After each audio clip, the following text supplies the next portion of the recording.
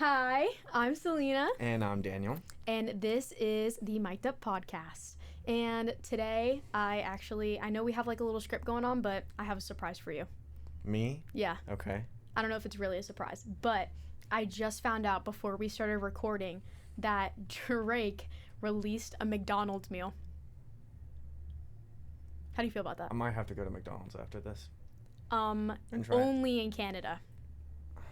Yeah, I know. It sucks. Wrap it up. Dan. I know. Just kidding. I saw it on my TikTok, and I was like, oh my god, let me look it up, and I found out it's in Canada.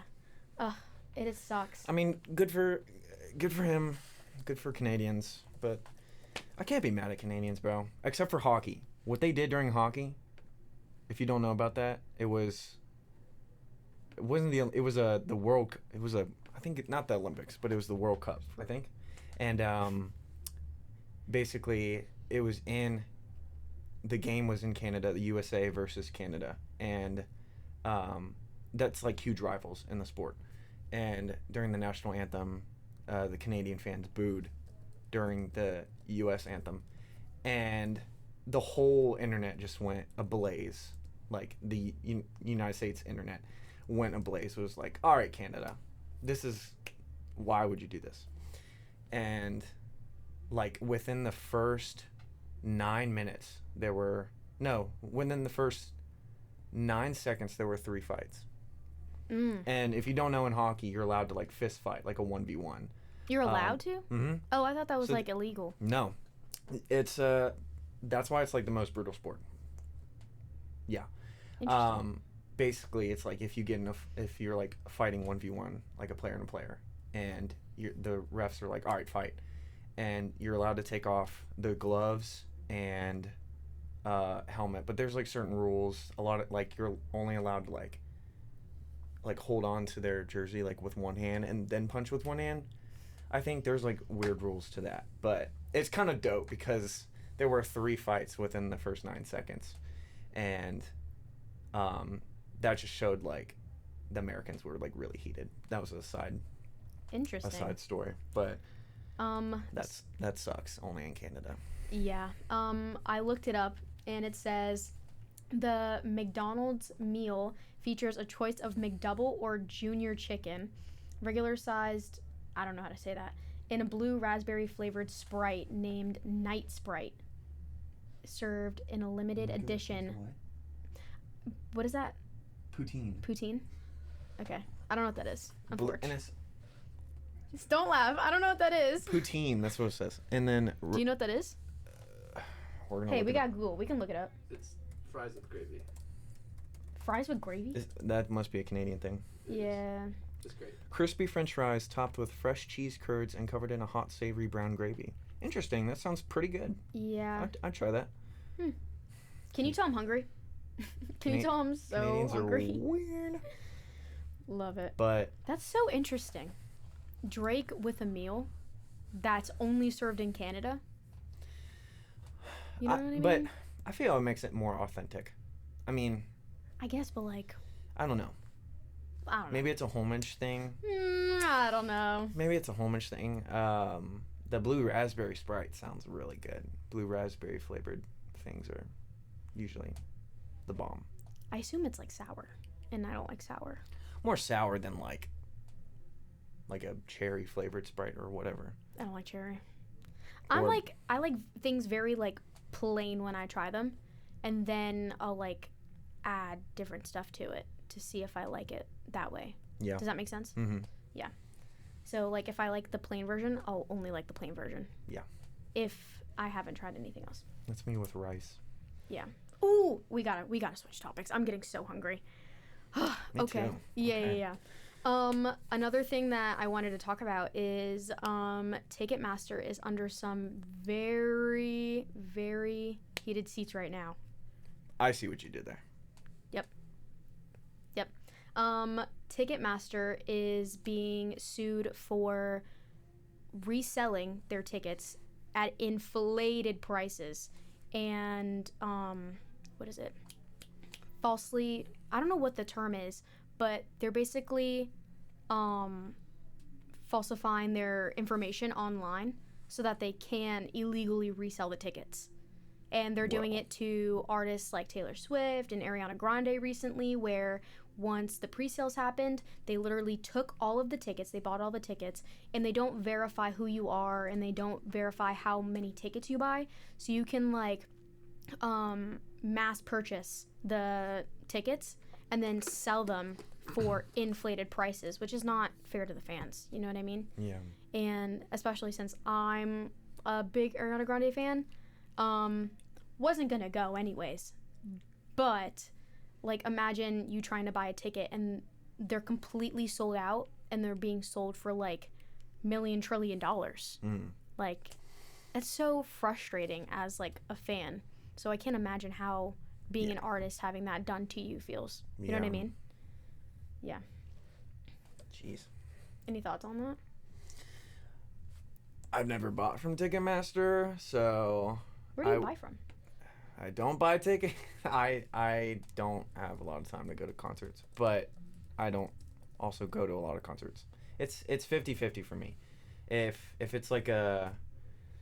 I don't know. Like, if it's thousands and thousands of people, I might get overstimulated, and I'm like, this is a lot. But whereas the case for certain artists or groups or bands, I'll go, but I won't go alone. I need people to go with, if it's like thousands of people. But if it's like, I'll go by myself. If it's like less than 5,000, you know, small, more intimate concert, or if it's like in a venue, stuff like that, I'm like, okay, I'll go, you know, if I know the place, or if I don't, but I'll check it out, that sort of thing. Yeah. So, but I haven't purchased from Ticketmaster. I didn't even know that was happening. Yeah, I remember when Bad Bunny was going on tour and he was selling tickets, like, the floor was like $2,000 for a ticket. And then Taylor Swift's was like $5,000. Golly. And it's just like, how do you expect people to pay for that? Like, I understand, like, the production cost and, like, renting out the stadiums or whatever, but, like, having your fans pay that amount, in my opinion at least, it's like the prices kind of reflect on what you're selling for, like who you're selling to, if that makes sense. Like, you're trying to price out fans, which is like crappy.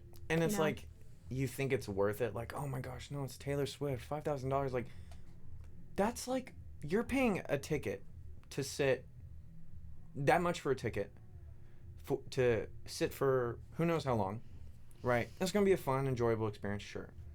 That's more expensive than, like, cars made 10 years ago. I was about to say, you could get, like, a used car. You can get a used car for $2,000, less than that. Like, I don't think that's worth it. Like, people will be like, yeah, Ariana Grande, Bad Bunny, Taylor Swift, worth it. Like, no, you're losing a lot of money. So if I'm willing to pay like $500 for a ticket, sure, it depends who it is. Yeah. But $5,000, no. Yeah. $2,000, no, I'm good. Yeah. Maybe if I was, like, rich and famous and that's my savings right now. I could go anywhere, I'd get a ticket. I'd be like, spend $5K, spend $10K, do whatever. But if I have more money, sure.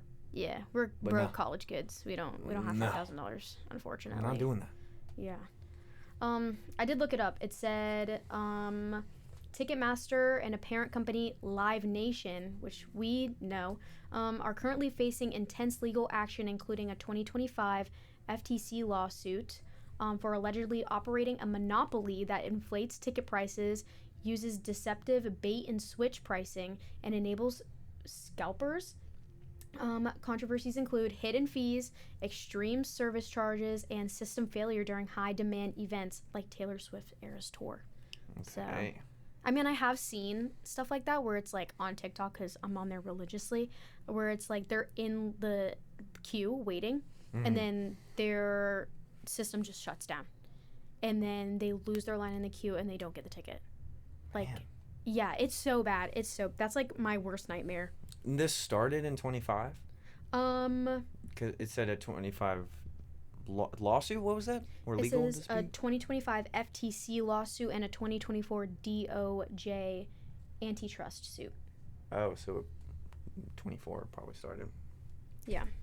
Gaining momentum, and then it really got bad. Interesting. So Ticketmaster is considered a monopoly, right? Yeah. I guess so. Yeah. Said the word. And Live Nation, because they're like the most popular like company for what they do, which is So insane. remember, don't go on Ticketmaster right now. Don't buy Ticketmaster tickets. Don't do that. Maybe- You'll lose a lot of money. Maybe do your research on ticket selling and see which website is the most reliable or company. Exactly. In the meantime, go to live venues right near you, even in Daytona.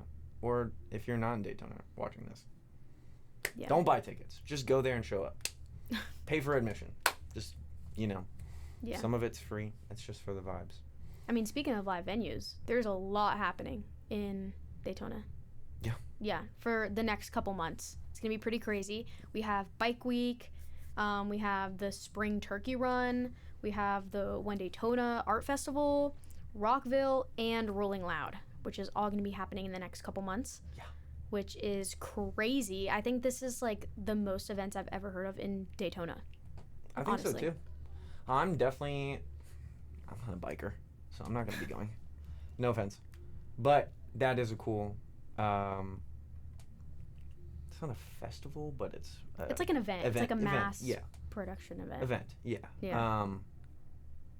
If you don't know what that is, it's basically just a big event of bikers and biker gangs meeting up at the speedway and outside the speedway, and they just like group up, have fun. They do races, concerts, rallies. Let's see. They meet at they do stuff at saloons. That's a huge part of the biker gang culture. That's where a lot of the live music comes in. I think there's also live music at the speedway, outside too. Mm-hmm. And then people just, it's the same as Jeep week. I think it's Jeep week too. Yeah. But the same thing. People just check out other people's bikes, comment. It's like a car meet. It's like a car meet but for bikes. Yeah, but it's a lot. It's noisy because they be driving a lot around town, and Yeah. and I'm like, oh yep, it's Bike Week coming up, Yeah. and that's from February 27th through March 8th. Oh, that's a long time. 85th anniversary. Big fat question. Yeah. If you were big time biker, what would be your driving song? Ooh. I don't know. I will say, well, the biker culture, it's a lot of heavy rock, metal, sometimes country, more of that music genre area. More like rock. I would say yeah, rock. rock is kind of the definitive genre. To group myself with that stereotype, probably a bunch of, I can't think of one song, but a bunch of AC/DC, Led Zeppelin, just anything between late 60s to early 2000s rock. Yeah. Metal, all that. Anything in but there. I would just make that my playlist. And I have playlists saved of that too. I can't think of just one song. If not for rock, or if I didn't choose rock, it would be I love driving my car with chill wave and synth wave music. It's really vibey. Mm-hmm. It's instrumental, a lot of electronic beats, synthesizers, very ethereal, synthy, chill, all that. I listen to that in the car. If I didn't choose rock, I'd choose that as my driving music. So you'd be a biker listening to synth pop. Yeah, and I wouldn't be ashamed. Fire. Not pop, but it's more chill wave. Synth chill wave. Chill Or wave. just regular chill wave. Chill wave. Okay. Yeah. Okay. Do you want to hear mine? Sure. Carry On Wayward Son. Yeah, that's included with the... Burner, can't get copyrighted. So I can't sing the whole thing. You But can say the title, but yeah. Well, yeah, but I was gonna sing it, and we can't do that. Gary. Yeah. I just imagine like hair blowing in the wind, and you're just on a bike, like riding into the sunset, like in the desert somewhere, like Desert. Oh. yeah. I was like, because we're in Daytona. Well, I don't want On to be the in Daytona. beach. I don't want to be in Daytona. This is my dream. This is my fantasy. This is my head. Okay, my bad. I'm My fault. in the Nevada desert, and I'm like, you know. Just listening. Yeah, just listening. That's how a bike sounds to you? Vroom, vroom, vroom, vroom. I don't know. Yeah. I can't do impressions, unfortunately. That's not my forte. I don't know. Okay, That's fire. my impression. That was good. I know a thing. I'm kidding. No, I don't. The spring turkey run. That's like just a regular run, right? Like a marathon? I think. Let's look it up. It says the Spring Daytona Turkey Run, March 27th through 29th. 3 days. Friday and Saturday, 8 till 4, and Sunday, 8 till 2. It is a 100% non-profit event proudly presented by a partnership of the Daytona Beach Racing and Recreational Facilities. I'm not reading the entire thing. I think it's running. But I was never a running gal. I don't run. I don't like to run. I think But is this a I think it is. I think turkey run is like you run because the Thanksgiving turkey run, right? yeah. Yeah. So I'm pretty sure it is turkey run, like a running event.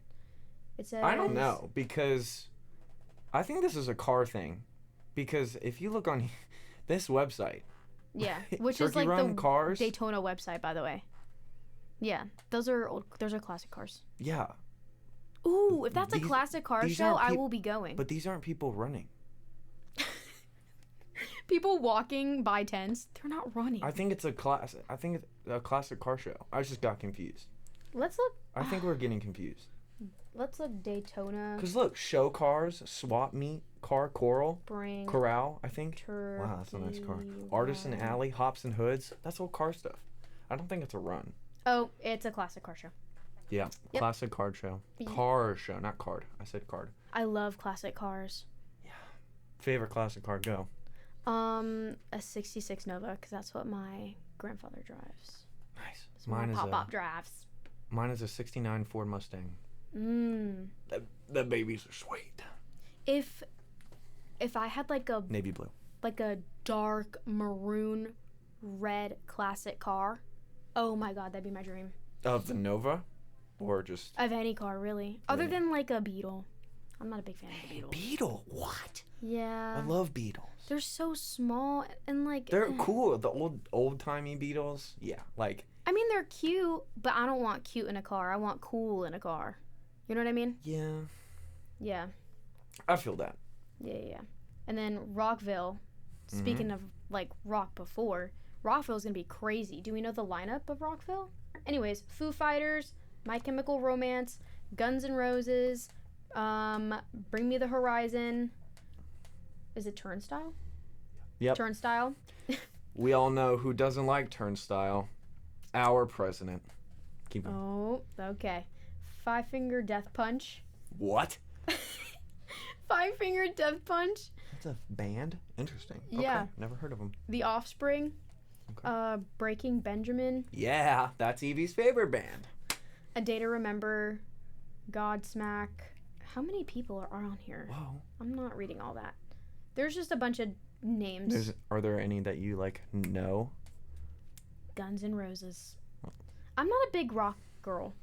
Like I like the older There's stuff. Alice Cooper. I like some of the stuff, but I'm not like die-hard rock fan. Yeah. But I like I mean, going I'm not to like either, events. but like. I like going to the events and like Bike Week. Mhm. I like seeing the bands that play there and I like hearing it, but it's not something that like I listen to in my free time. Yeah. So, yeah. Who else is on here? Who's of importance? Everyone's of importance, but let's see. Wow, that's a lot of people. Interesting. I feel like this is a great opportunity, like if you haven't gotten into rock or like you wanna just kind of see what's going on in the rock scene. Adventure in it. Yeah, I feel like it'd be like such a good idea to like get, if obviously if you have the money, buy tickets. Not from Ticketmaster. Not from Ticketmaster. And kind of see what it's about. It's a great opportunity for you to learn different artists and kind of get a more diverse knowledge of the music community, which I think is great. And before I forget, we are not in Studio B right now. We are in the kiddie pool. You can't see behind you, but this is if you don't know this room, this is the room where you can come in, book hour, 2-hour session, I don't know, some less than 3-hour sort of time. Work on your own projects, your own music, group projects with other people. Uses a Avid Artist Mix board. I forgot the actual the name of it because I don't use this one. So, speakers, Focusrite, nice chill vibe. I want the lights off with these small Edisons. It's a nice vibe. So, we're in the kiddie pool today. And in 2 weeks, we might be somewhere else. We're not going to tell you. Maybe if you comment, like, and subscribe down below, we could go somewhere else. I've always wanted to You know say what that. I mean? Or comment where you want us to go, and we'll see if we can go there. Except outside. We cannot do outside. Sorry. Yikes. Anyways. We also have, on top of Rockville, we have Rolling Loud. Rolling Loud is a hip-hop festival. And honestly, the lineup is pretty crazy. Don Toliver. I Just saw love Don Toliver. His new album is good. Exactly. I went Good. to the gym and I listened to his album while I was working out, and I was like bumping my head while I was doing my workouts. I was like, okay. Honestly, it's maybe a hot take. Mm. The first song, E85, is the best song on the album. Yes. Oh my gosh. The transition and just how I don't know if I should spoil it, but anyways, no, go listen to it. How the when the like 808 part comes in, the like hip hop beat part comes in, the kick, snare, and the hi-hat sounds are all like reversed. It is really cool. I don't know if you picked that up. Yeah. It's all like reverse sounds, and I was like, cool, I haven't heard this before. Yeah. Except for off of the soundtrack from Christopher Nolan's movie Tenet, because in that soundtrack, part of the movie, a lot of stuff is like inverted and like in reverse. So the soundtrack incorporates with that a lot of reversed sounds.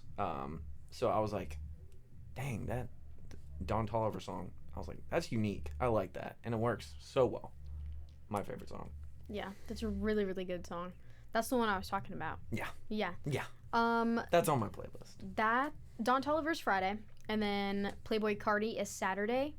Playboi Carti's insane. I cannot imagine what the crowd's gonna look like. Yeah. If the concert was crazy, the festival, oh my god, I can't even. That's like your worst nightmare. If you said you want chill, relax concert, Playboi Carti is like the complete bipolar opposite of that. I've seen clips, and it's crazy. Yeah. That's not my vibe. A lot of people, a lot of condensed space, and I would be like, It's way too much. I don't get claustrophobic really easily, but at that small space, like an elevator, fine. But like, Yeah. when the next person is like here, When you're no, like no, no. packed like sardines, it's insane. Like the Travis Scott concert, Astro World concert. Yep. That was Yeah. Yep. No. And then Sunday we have NBA YoungBoy. Yeah. I haven't heard that name in a minute. Yeah. Honestly, I feel like the way that they have it lined up is like Don Toliver's like to get you in like in the mood to kind of like jump, and then Playboi Carti's like right in the middle. That's like the craziest night because it's Saturday night, and then NBA YoungBoy is like kind of like still bumping but kind of like toned down to kind of leave you feeling good. You know what I mean? Yeah. So I would change Don Toliver and NBA YoungBoy. I don't know. That's just my preference. Because I think Don Toliver is way more of a has a Ye- more name of himself than NBA. Well, that's probably why he's put on Friday, because Friday you Yeah, get off but of work and then then- you have the weekend. Right, but then you think about like, well, true, yeah, but then it's like, you think about like openers for like other artists and bands, like not as openers are like people or bands getting kind of like just getting into the scene or have been in the scene for a bit, but maybe not as heard of as who they're opening for. But in this case, Well, I mean, what you he's the said about like headliner. because it's the weekend, like not the artist, the how it's Friday, Saturday, Sunday, Yeah. where it's like they're getting off of work, they need that decompression, or like I'm like, all right, I need like music, good vibes, whatever. Don Toliver, yes, they're gonna be like, heck yeah, I'm gonna go to it. It's Don Toliver. Yeah. I think So- in my mind it's just Friday and Saturday are party nights, and then Sunday's like, oh, I gotta go to work the next day. Yeah, So they have a more chill artist playing. I feel that. But also, Don Toliver's the headliner. So it's like all of these people are opening for him at the end of the night. okay, those were okay, got Yeah, it. yeah. So the way that I'm looking at, if you look up on the Rolling Loud website, it tells you the lineups and everything. And Don Toliver, Playboy Cardi, and NBA YoungBoy are the biggest names on the list, and they're up at the top. So those are the headliners of each night. And then the little names below it are going to be the people that are opening for those artists leading up to them performing. So, yeah, so Friday would be these people. I'm not going to read every name, but it's this list. Chief Keef. Wow, I haven't seen that name in a bit. And then at the end of the night, it's going to be Don Toliver. Okay, And then, okay. That again, makes for more this, sense. then Playboy Cardi's last, and then these Destroy people. Lonely. Wow, I haven't heard that name in a while too. A lot of people that opened up for Playboy Cardi on his tour are opening for him at Rolling Loud. Because Homicide Gang opened up for him. Destroy Lonely opened up for him. Sexy Red. What? Did you hear about Sexy Red is getting sued? What? Did you hear about that? No? Hey, we gotta I look think that up. I think it's Sexy Red. Get me out of here. Get me out of here. Sexy Red When was this? sued? Yeah, so I pulled it up. So this website, the article titled Michael Jackson Estate Slams Rapper Sexy Red's Use of Beat It in New Song. I heard it only one time, not the full song, but I heard a snippet of her song of it. Obviously not as good as Michael Jackson's Beat It, but it is just blatantly copy and paste. And so yeah, I'll read a little bit, but it says the estate of Michael Jackson is condemning rapper Sexy Red for what it calls the unauthorized use of the late pop icon's hit song Beat It in a newly released track. Representatives for the estate said they were deeply disappointed by the use of it. They said the estate said that Michael Jackson's music is protected by copyright and by a legacy that is carefully managed to honor his artistic vision. The unauthorized sampling and alteration of Beat It undermines the legacy and violates the rights of the estate. Interesting. Why would, as an artist, Michael Jackson is one of, if not the most popular artist ever. Yeah.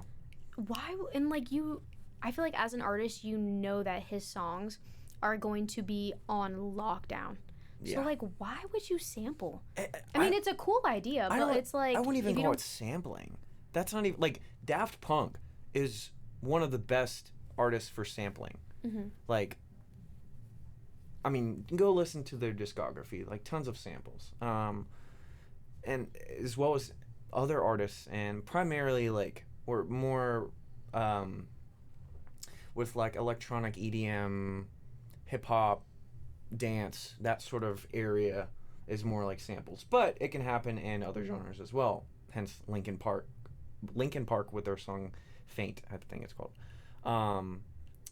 But I mean, it's just I think it's the full song. I only heard a snippet. Well, I'm assuming she's rapping on top of the beat, right? Yeah. Yeah. Okay, so then Like, if you're sampling, like, I just don't understand. Like, as a rapper and as an artist in general, you know how difficult it's going to be to sample a Michael Jackson song. Like, why would you do that? And then you're going to have to pay for the lawsuit because you know you didn't go through the legal process correctly. Yeah. It's just like you're losing money in the long run, and then you're probably going to have to take the song down anyways. Or I don't know. It's just kind of, I don't know if the thought process was there or not, unfortunately. Are you going to try and play it? Because we can't play it.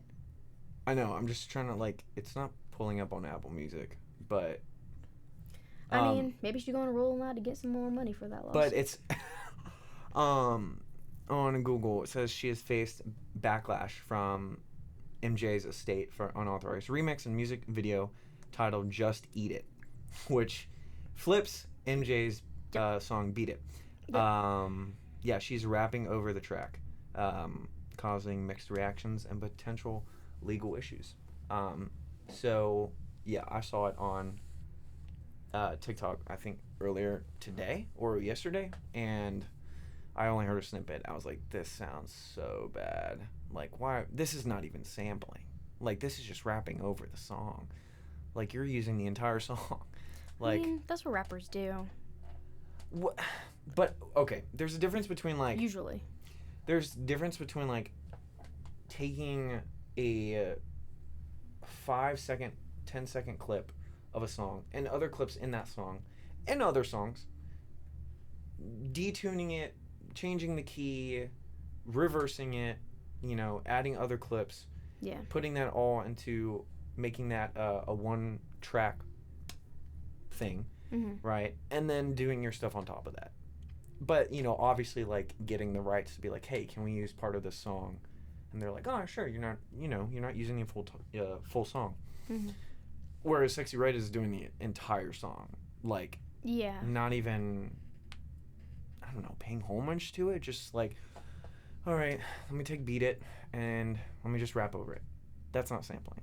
That's just taking a song and rapping over it, you know? Like, sampling is just defined in the word. You're taking a sample. I mean, think of it as like waveforms, like measured in samples. The bit depth is tiny, tiny samples. So it's just like, think of it like that.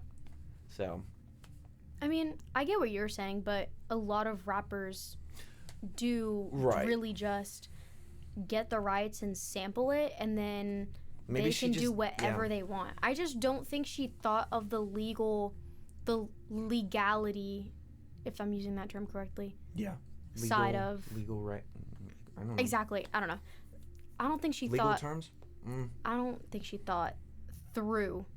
I don't think she fully thought Either through she her did, decision making. Right.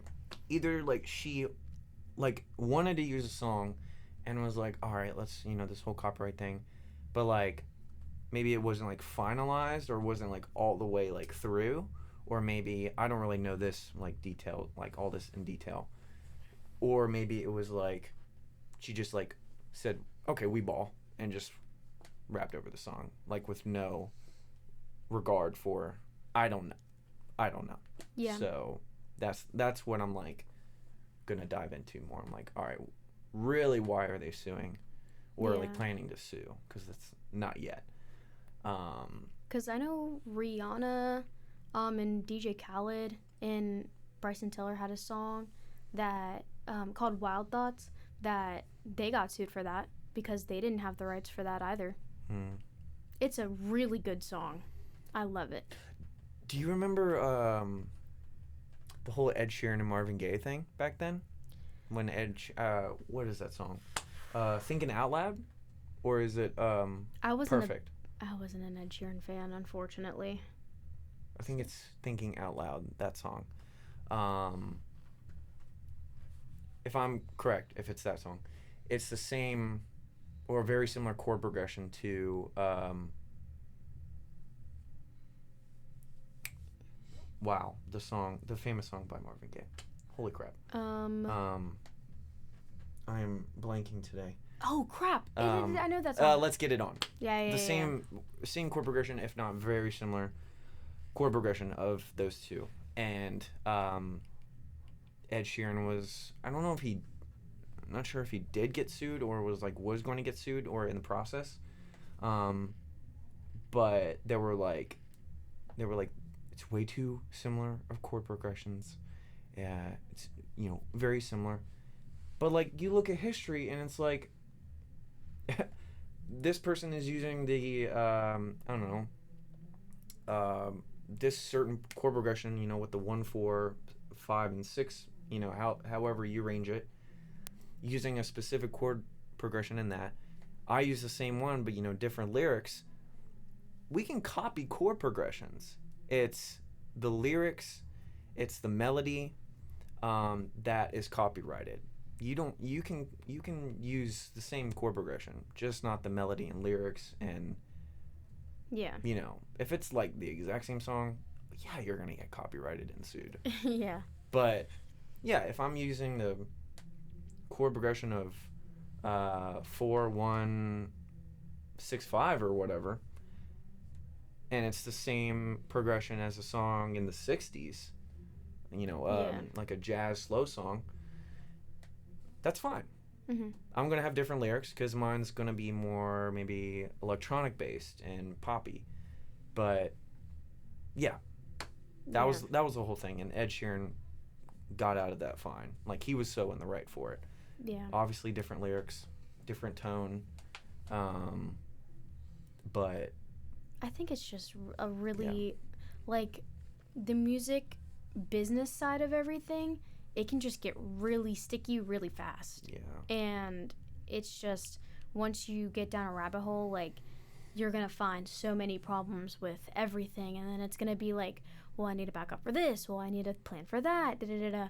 So, like, I mean, on one hand, I can understand, like, if you're, like, a newer artist and you don't know about copyright or, like, anything like that. But for someone like Sexy Red, who has a team, who should have a well-versed team, like, I want to know you should know what you're doing. Right. Or at least your team should know, and then should warn you to not put music out and then get sued. I just want to know the thought process behind Me too. using the entire song. Me too. Maybe sampling it, and then the estate could have been like, all right, you can sample some stuff, sure. But They were not gonna let her do that. Hypothetically. Let's say that. Only other person I've heard, like, a recent artist sampling Michael Jackson songs is Drake. Yeah. Full circle. Drake would be more credible than Sexy Red. Let's be honest. And it was actually pretty good. And it was unreleased tracks of Michael Jackson. If you want to listen to what I'm talking about. That makes so much more sense, too. It's called It Don't Matter. Yes. Or Matter to Me or something like that. I love it. It's so good. It's very, like, R&B, slow, chill vibes. Mm-hmm. That album is just... It's awesome. Very good. Very underrated. Yeah. For her status and her... what is it called? For her... Popularity? Not popularity, but, like, for her production value, her team should know what they're doing. Yeah. I want to know what happened, really. Yeah. So. Yeah. But speaking of production, next on our agenda is talking about the performance equipment within the Super Bowl. The Super Bowl was crazy. Really good. Production-wise, it was insane. Even though I didn't understand a word he said, certain parts, but I was like, I'm here for the vibes. This is good. Let's see what happens. And honestly, exceeded my expectations. It was really good. I thought going into it, I was like, I think it's going to be good. I hope it's going to be good. It was much better than good. Yeah, and now knowing when we talked on Instagram about the, like, deeper meaning behind the the storytelling of the not the set, but the of the songs. The songs, but as well as the props. What is that called? The set? Yeah, the set. Yeah, the set. The, like, props. But I mean, you can dive into that more. You may know more about it than I do, but I mean, I don't want to get too deep into it, but it was just like from, being in my theater program at high school, like it really, or if you're ever in a theater class or if you're ever involved in theater production, like it really adds a new level of appreciation to like building the sets and setting up the equipment and making sure that everything's okay for like the artist or the actor, walking on the set and like making sure nothing falls or tips over or all this stuff. So when I saw like the palm trees, the light posts, I was like, oh my gosh, they really like put their heart and soul into this production, and it really showed. There was like tall grass. What else was there? There was like like shops, yeah, like small vendors, like these like a la carte wagon, not wagon, but carts. Yeah. Like small vendors like that. Like walking in between the, I don't know what really plants, but the grass. Yeah. Grassy area, like in the pathways between that was really cool, and him like walking towards the camera as the camera's like backing away, like that was really cool, and things were like coming into view from behind the camera. That was really cool. I love when that happens because you don't see it. Yeah. And you're like, oh, what's happening? But yeah, like him climbing on top of the like power line post was really cool. Yeah. And singing from up there, I was like, okay, let's be careful, Bad Bunny, let's be careful. But that was fun. The I'm not calling them extras, but the dancers, when they dance with like the celebrities there, there's Pedro Pascal, Cardi B. Oh my gosh, I freaked out when I saw Cardi B. Yeah, I noticed Cardi B, Jessica Alba, and Pedro Pascal. I said Cardi B, and Alex Rowe that's was there all I too. noticed. Alex Rowe was there too. Okay, I don't know. She's a podcaster. Okay, No, she's not. I'm thinking of someone else. She's like a TikToker. She's like an influencer. Okay, that's all. Those three were who I noticed like right there, and plus there was a lot of quick cuts, so I was like, yeah, I can't pause it, But that was cool. Can we talk about Lady Gaga? I was not expecting her to be on the stage. Yeah, because there was a lot of speculation of like who was going to be performing with him. I'm glad that he kind of took the spotlight instead of like having more than two artists or more than one artist come on. And Ricky Martin. Oh my god, I forgot about that. Yeah, Ricky Martin as well. But oh like, my gosh, not having mainstream, super well known. I mean, sure, Lady Gaga is that, but like, I was about to say, there's a deeper meaning reason for Lady Gaga. But then Ricky Martin, it's like he could have picked anyone else, but he was like, no, I'm picking Ricky Martin because he is a Hispanic singer, and I'm having him in. But Lady Gaga's not a Hispanic singer, but they did a Hispanic Latin version of her hit song with Bruno Mars, "Die with a Smile," and I thought that was really unique. Was good. So, it was good. Yeah. With that, I'll read kind of quickly of like all the majority of the performance equipment within the halftime show. So you had all the custom stages and carts, a lot of like used for rapid assembly, disassembly, for like roughly 7 to 8 minutes of that. Multiple platforms, LED video tiles, with audio gear. Said Headliner magazine reports the use of Sennheiser Digital 6000 wireless microphones, and Sports Video Group notes that the Digico ST5 consoles for mixing in mirror mode for failover protection. For lighting and visuals, Falcon 6000 and Falcon Beam searchlights, and over 3,700 feet of LED lighting. Jeez. For special effects and rigging, there were complex rigging for pyrotechnics, smoke machines, and artist flying systems, or aerial stunts. Cameras, uses of Sony Venice 2 and Burano digital cinema cameras for high-quality cinematic footage. I want to guess that like one of those was for when Bad Bunny is singing right in front of the camera, and they're backing up, guessing one of those was for that. And field protection and support, thousands of square feet of special ground cover, the Versa field system, to protect the turf. And you had scissor lifts are often used to position audio cabinets. So much equipment. I can't imagine setting that up. Yeah. Ugh. Mm-mm. Manpower, teamwork. That's that. At the end of the day, that's the first thing. You gotta have the right people to do it. Qualified people, really qualified people, to do these things. If they know what they're doing, yeah, you're gonna be set. Yeah. Having the money to do it, and the right equipment, and then you're all set. And then having a plan, obviously. Yeah. But yeah, that was just a summary of that equipment. You can look up more about it. I mean, even comparing that to other shows in the past where, you know, it was more simple or more complex. Like the weekend halftime show is, I'd say, also complex. Rihanna with, you know, her rising in the platform. The LA one with 50 Cent, Snoop Dogg, that's Dre, my favorite one. Eminem. I'm forgetting her name. I forgot her name. Mary J. Mary Jane. Mary J. Mary Or J. Jane. Mary Jane. One of those. Dude, Mary. I haven't listened to her in so long. My mom's gonna be so mad, and my nana's gonna be so mad watching this. They're gonna be so mad. And those artists, like the LA, that one was really cool, and the setup for that, and yeah, just makes me appreciate like whoever is doing the halftime show or what group. I'm really excited for like the set, and how the field's gonna look.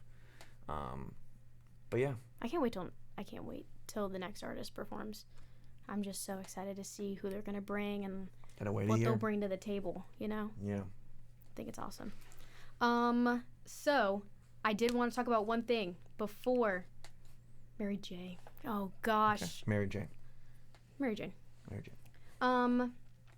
I wanted to talk about one thing. I learned a new term. Ow.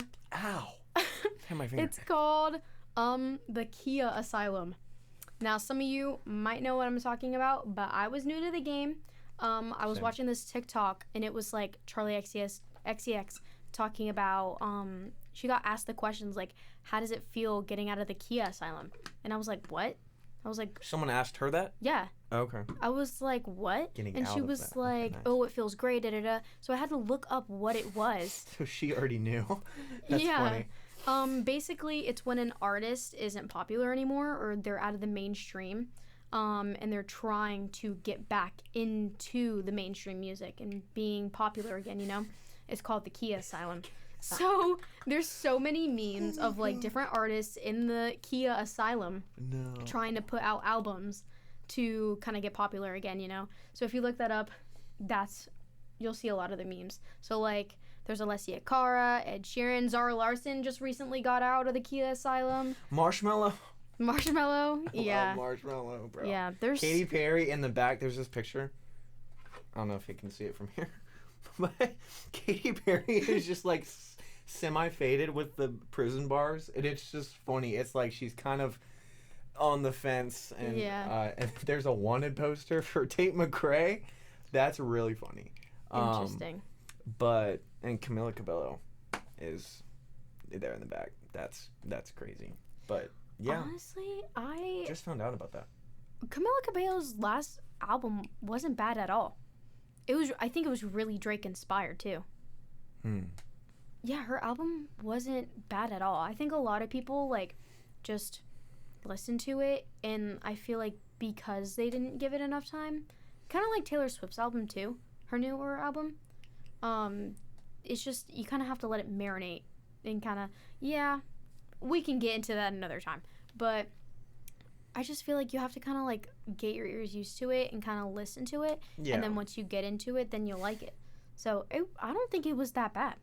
I think if I haven't heard the full album, but I feel like if I was back then, not started, but like I was already a Camila fan, then I'll be like, all right, let me give this album a listen. All right, I like it. All right, I don't like it. But I still think she's pretty good. Yep. I still think that now. She's a very good artist. But like with Ariana Grande, because that first name that popped up. Mhm. Like, her latest album, great stuff. Like, we've been waiting for stuff from her, and very fresh stuff, and just, yeah, and we're like, okay, thank goodness we waited for this, because this is great. But yeah, you have, like, Katy Perry. It's like, it's been a hot minute since she's been doing stuff. You know, when are we getting something else? Or, and it's just kind of that slow decline, or like a plateau of just like, all right, they're not really doing a lot, but maybe they're just working on stuff that we are not knowing of. Yeah. Or we don't know of. So, yeah. And I think what's interesting with, like, the term, like, the Kia Asylum, it kind of puts a pressure on artists to, you know, be creative and get outside of the box and kind of try and create new concepts for albums that we haven't seen before. It kind of forces artists to refresh and, like, rebrand themselves, because a lot of the times if you don't rebrand yourself for every album, you kind of get, I guess, fans know what to expect, and just regular content isn't refreshing enough to kind of keep your attention. You know what I mean? Yeah. So I feel like that's an interesting concept and an interesting dynamic put on artists, you know? So, yeah. So, last part is we're going to go off like popcorn of kind of like our favorite like go-to love and heartbreak albums and songs, records, all that, of like what we listen to all the time, what really like hits us in the heart sort of vibe, or just like, oh my gosh, I wish this would play on a ballroom floor and I'm at a fancy ball. Whatever you're into, you know, just those songs. Or if it's like you're crying in your bedroom looking up at the ceiling in the dark and wondering, what are you doing with your life? You know? Right. You know what I'm saying? Right. Not too loud. There we go. You know what I'm saying. Do you want me to go first? Sure. You go ahead. I'm going to do love songs, and then you're going to do heartbreak songs, right? Yeah. Because even though it's past Valentine's, we got it. So one of my songs, when you were talking about like slow dance, ballroom, my mind for some reason immediately goes to like 80s, like prom dancing, you know what I mean? Yeah. That's kind of like what I envision. I don't know if Purple Rain is considered. I love that song. I love it. It's a really good one. And then I'm cheesing over here. That's one of my favorite. Yeah. Just go. I'm a big R&B girl, so anything by SWV is really good. Okay. Hey, actually, they sampled Human Nature. Ooh, okay. They send me the song. It's really good. You know what the song is. You just have to like hear it. Send me it anyway. But yeah, back to that sexy. I said that very loud. Yep. Let's see. What else do we have here? I'm trying to look. Ooh, Stand By Me. Ooh, yeah, the original one and the Prince Royce version. If you know, you know. That's more of like a bachata type of beat, but it's basically the same thing. I've heard that. Yeah. I don't want to say that one because that's a heartbreak one, but I'll read it. It's. Do you know that song? It's. Hold on. It's the Jackson 5. Ooh. Who's Loving You? Yeah. Yeah. That's such a good. Wrap it up. Such a good one. And that'll lead into yours. Okay, a few heartbreak ones I have saved in playlist. Space Song from the Depression Cherry album from the artist Beach House. You'll probably recognize it right away. It's like a mainstream song for like kind of like that sad in my feels sort of vibe of reels and TikTok videos, stuff like that. My goat song, Sparks by Coldplay from the Parachutes album. That's gonna make you bawl your eyes out. Yeah. And I had to play it in the ensemble. I had to sing it and play guitar. Yeah. I was fighting. Let's see. I'm gonna go down the list. Let's see. Wildflower by Billie Eilish. Yeah. We're gonna do Anything really like R&B is like heartbreak, if you really think about it. Sorry, go ahead. I'll do a couple more. I also have Purple Rain on this playlist. This song is called Come Back by the Five Stair Steppers. Oh my gosh. Yep. Dude, oh think my it's the gosh. 70s. I think it's 70s. I think. But yeah, that's a pretty famous song. New song by Sienna Spiro, Die on This Hill. Mhm. I've been listening to that a lot recently. Yeah, I'm like infatuated with it. It's just like very catchy, and just her vocals and like her raspiness and how she sings, it's addicting. I have a love song. I Only Have Eyes for You by the Flamingos. Oh, I love that song. I think it's like one of the best songs ever. I love that song. I should have said that. That's like top number I just one. get like The Summer I Turned Pretty season 3 vibes from that song. That's why. Oh my gosh. First, okay. Because it's in Paris. Sorry. I Spoiler alert. want my wedding song to be that song. Respect. And I think it should be mine because, You can take it. yeah, You can take it. Fugees samples that song. And I love Fugees. The album that has that song on it was released on my birthday. I was watching the show, Summer I Turned Pretty, and that song came on. And my dad's wedding song is also that song. I think it's the universe telling me that I should take it for mine. Speaking of wedding songs, hold on. This is not a heartbreak, but it's more of a love song. Where is it? Where is it? Where is How much it? time do you have? Okay. We're over? Wrap it up. Yep. whatever. Not a heartbreak, but love song is Forever's As Far As I'll Go by Alabama.